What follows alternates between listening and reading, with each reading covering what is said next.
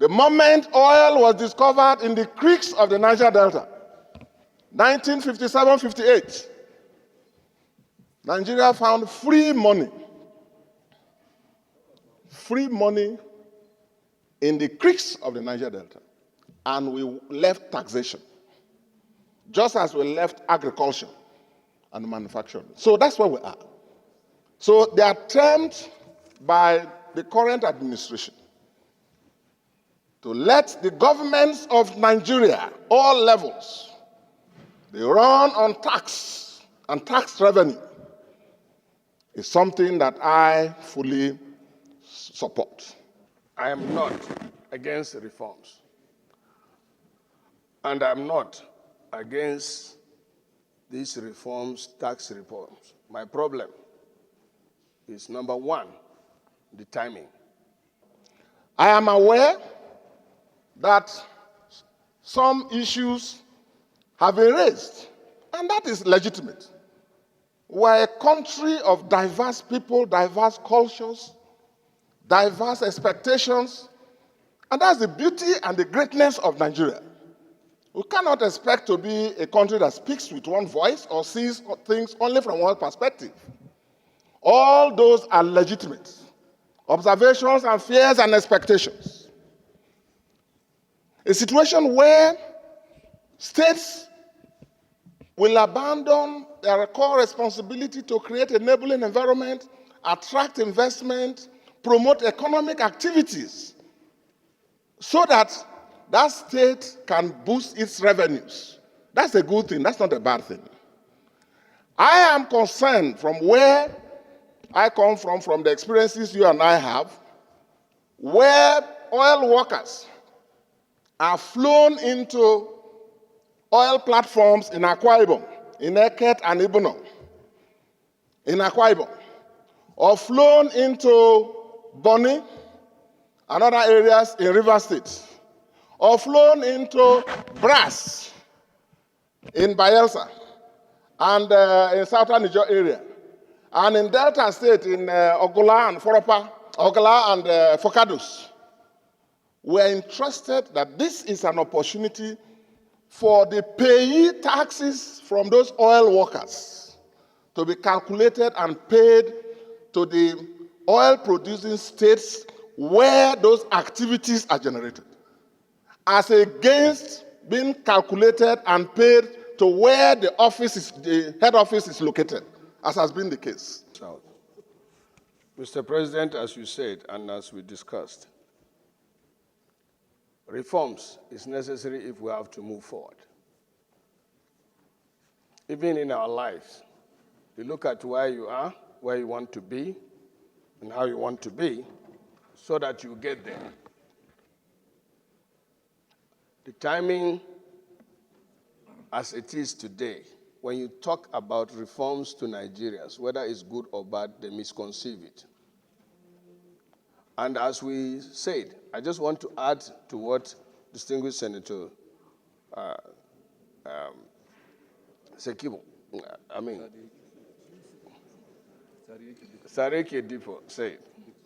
Dickson said, Senator Dickson said. He talked eloquently and explained so many things. My problem with the bills, I've said one, that is the timing. Number two, the issue of derivation made the reform contagious, contaminated, and contradictory in some cases, because the Constitution has to be amended in order for some of these proposals to be effective. I'm glad we are doing a constitutional review. So even if it means reviewing the Constitution, this is general principle.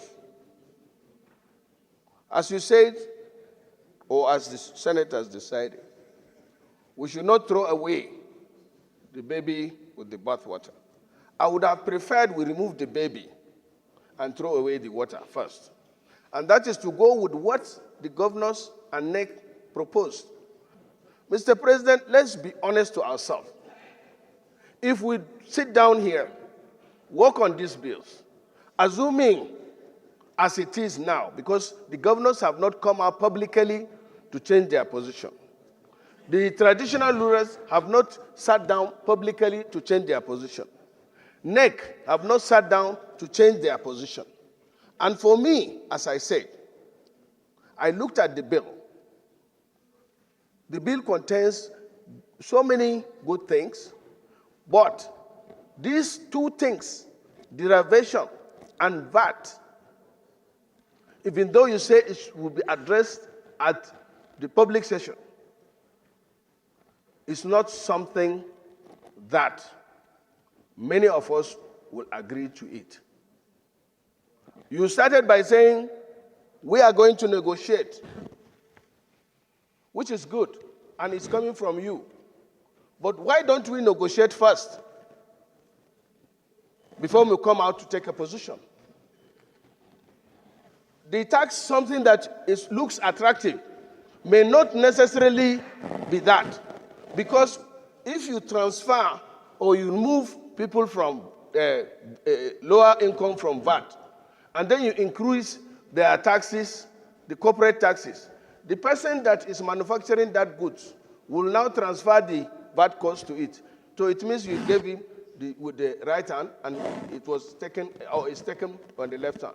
Secondly, the corporate tax you are talking about, when you remove the lower income, which is good, but then in the bill, they say 50 million to billion, 25%. They reduce it from 30% to 25%.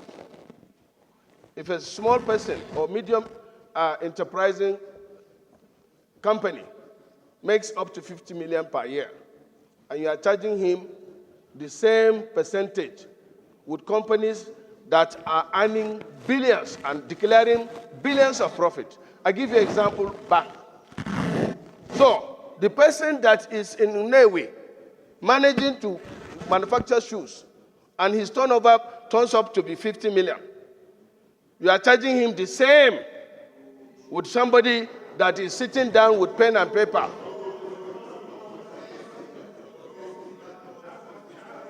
Read it, and you see.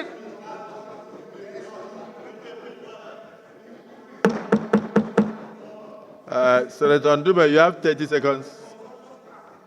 You have 30 seconds to conclude. I don't know whether that is fair, Mr. President. On the general principles of the bills, you have 30 seconds. So, in conclusion, Mr. President,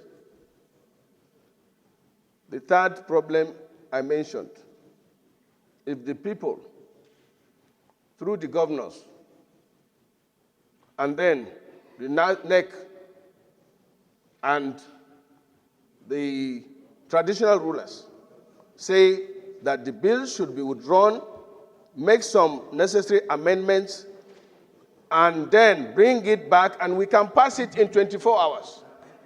That is my position, Mr. President. Noted.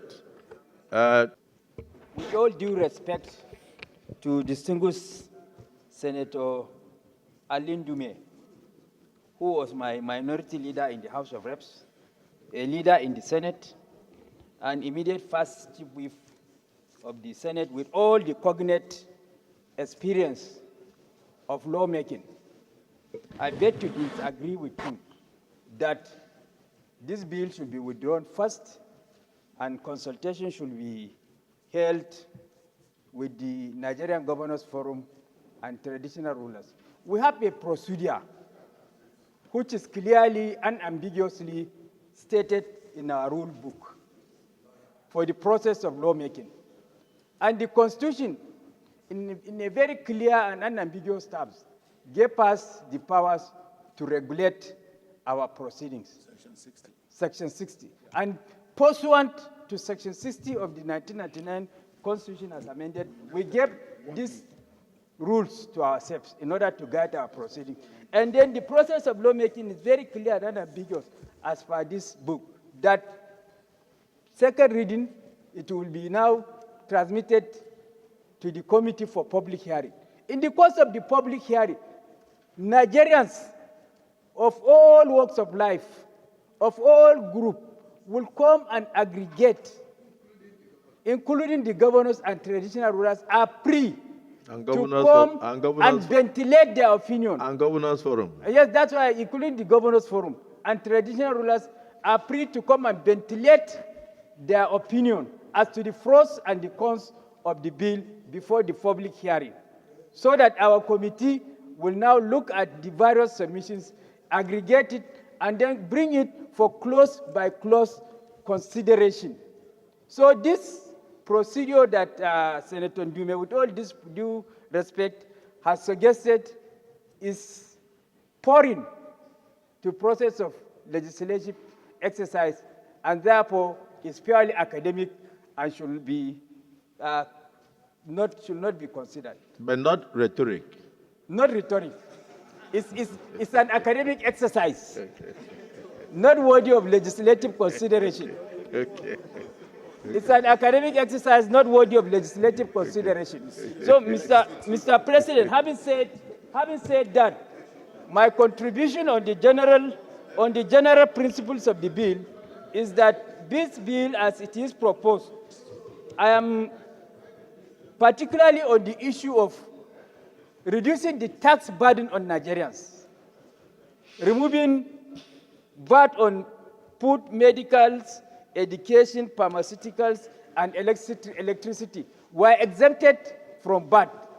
So this bill is noble, is pro-people, because it's trying to reduce the tax burden on Nigerians, so that it is the big earners that are going to be taxed for the purpose of.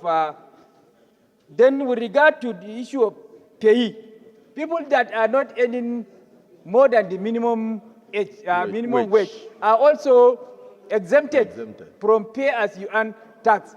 This will also go a long way in reducing the tax burden on Nigerians. And then with regard to the issue of company income tax that was reduced from 30 to 25%, it's equally good, because that will give an opportunity for the companies to employ more Nigerians and what have you. So on that general principle, Mr. President, distinguished senators, I support that this bill should go for second reading.